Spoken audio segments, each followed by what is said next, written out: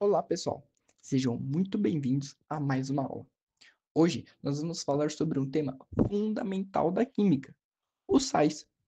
Essas substâncias estão muito mais presentes no nosso cotidiano do que parece. Durante a aula, vamos entender melhor o que são sais, como se formam e por que são tão importantes nas diversas situações do dia a dia. A ideia é que, ao final dessa explicação, vocês consigam olhar para as coisas ao redor e perceber como a química está em tudo. Então, fiquem atentos porque o assunto de hoje vai mostrar que os sais são muito mais interessantes e úteis do que parecem à primeira vista. E para começarmos, vamos entender direitinho o que são sais e como podemos defini-los dentro da química. Os sais minerais são substâncias inorgânicas essenciais para o organismo, obtidos por meio da alimentação, pois o corpo não os produz.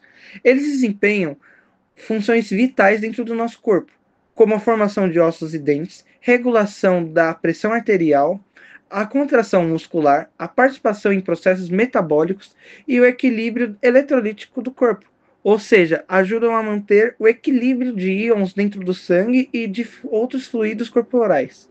São encontrados em diversos alimentos, por exemplo, em origem vegetal, frutas, verduras, legumes e cereais integrais, ou também no líquido, em líquido, como água potável e água mineral.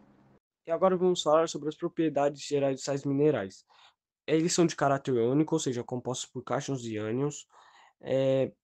Quando dissociados em íons em soluções aquosas, eles se tornam bons condutores de corrente elétrica, bons condutores, no caso. Eles são solúveis, a maioria das vezes, à água, e na minoria dos casos eles não são solúveis. E eles têm uma boa condutividade quando eles estão em contato com a água, mas quando secos, cristalinos ainda, eles não têm boa condutividade. Os sais neutros não alteram o pH. Agora indo para a parte do pH, os sais neutros não alteram o pH, mas, mas eles podem, mas alguns sais, sem ser os neutros, podem tornar a solução mais ácida ou básica, dependendo da sua origem e por aí vai.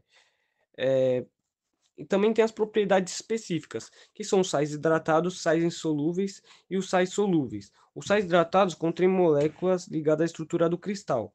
Os sais solúveis são alguns ânions, como dos sulfatos, carbonetos, mas daí é outra parte. E os sais solúveis, a maioria do grupo 1 da tabela periódica, como o cloreto de sódio.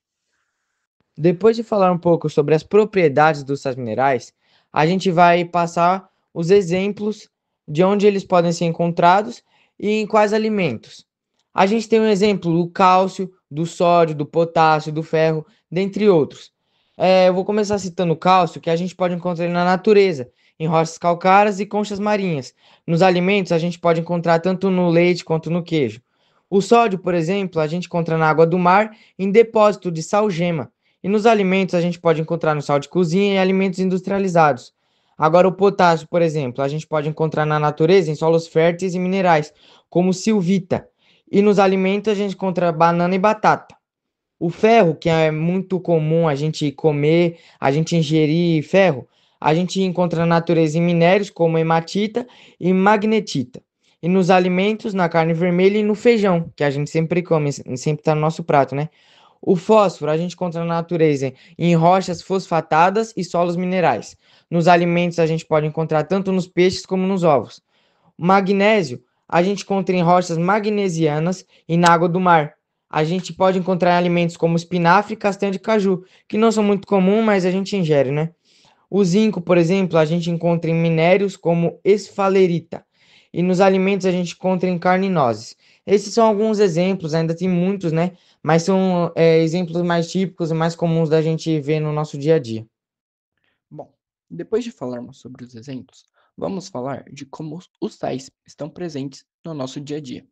Diferente do que muitos pensam, eles não servem apenas para temperar a comida, mas sim em várias situações do nosso dia a dia. Vamos começar pelo corpo humano e pelos esportes. Durante um treino intenso, o nosso corpo perde sais minerais juntos com o suor. Por isso, as bebidas isotônicas, como Gatorade e Powerade, contém sais como o de sódio e de potássio, que ajudam a manter o equilíbrio dos líquidos do corpo, regulam os batimentos do coração e ainda evitam câimbras. Esses sais são fundamentais para que os músculos continuem funcionando bem, mesmo depois do esforço físico. Mas os sais minerais também aparecem na nossa alimentação. O exemplo mais conhecido é o sal de cozinha, que usamos para temperar e conservar os alimentos. Só que nem todo sal tem esse mesmo propósito. Por exemplo, o bicarbonato de sódio, que é um tipo de sal e é usado nos fermentos de bolo e de bolacha.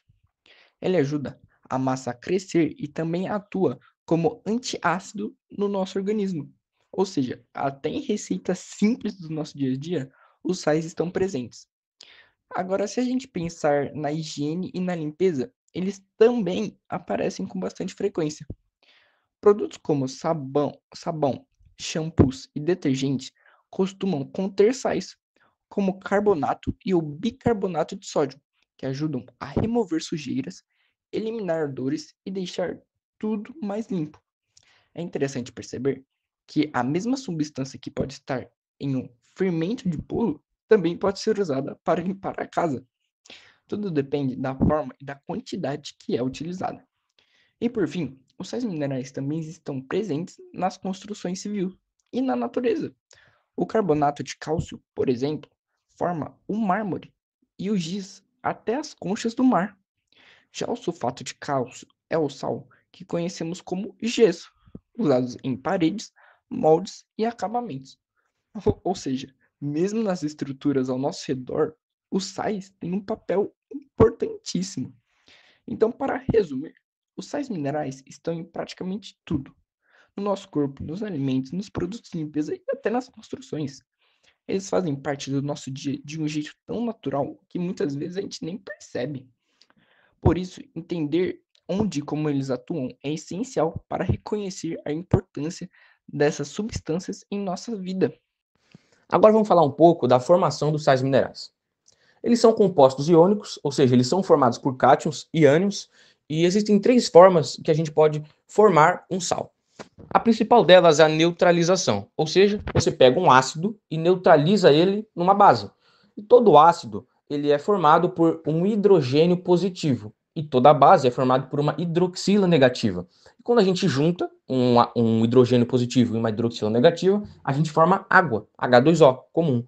Ou seja, toda mistura de ácido mais base vai formar água. Vai formar o sal mais a água, ok? Um exemplo bem comum é quando a gente junta o ácido clorídrico mais o hidróxido de sódio, vai formar o cloreto de sódio, que é o sal de cozinha normal. E vai formar água também, né?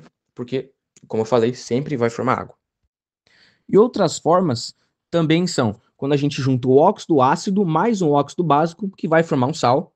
E também existe uma última forma, que é quando a gente junta um metal mais um ácido, que vai formar um sal mais o gás hidrogênio. Ou seja, que são formas totalmente válidas, né? Mesmo assim. Ou seja, basicamente, sempre que você misturar um ácido e uma base, você vai formar um sal mais água. Essa é a forma. A nomenclatura dos sais minerais é o sistema usado para nomear as substâncias químicas de acordo com os elementos que as compõem.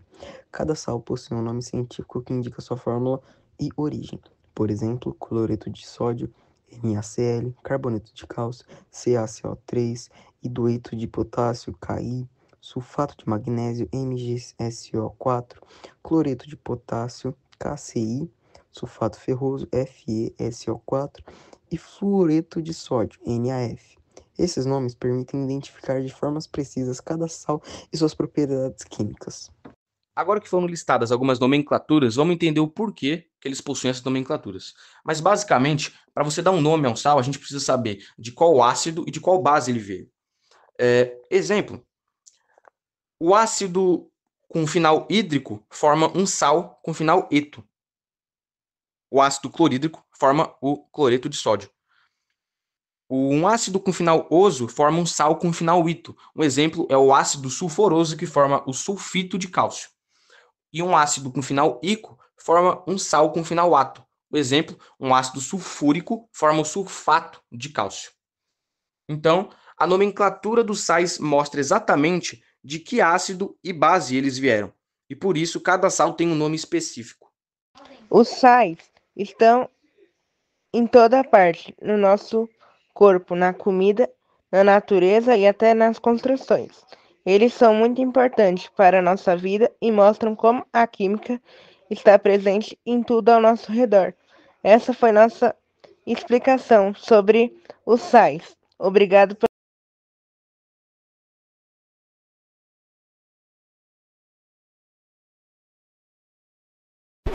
Created using Powtoon.